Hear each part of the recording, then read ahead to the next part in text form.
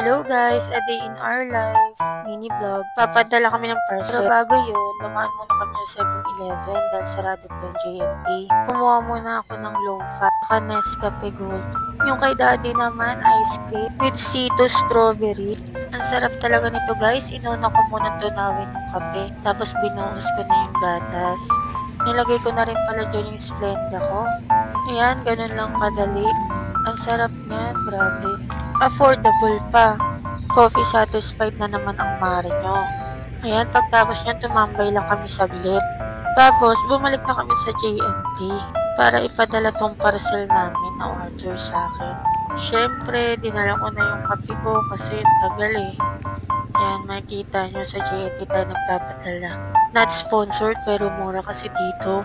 Ayan, inayos muna namin yung parcel. Aayusin muna yung frame. Tapos, i-encode muna yung address. Tapos, kakausapin si kuya. Tapos, pipicture-picturean. Tapos noon, pumunta na kami sa Pure Gold. Mimili naman kami ng stock na naman sa mga order ng pagkain. Nami-made to order din kasi kami. Alam nyo na yan, Burp House. Ayun lang, bye-bye.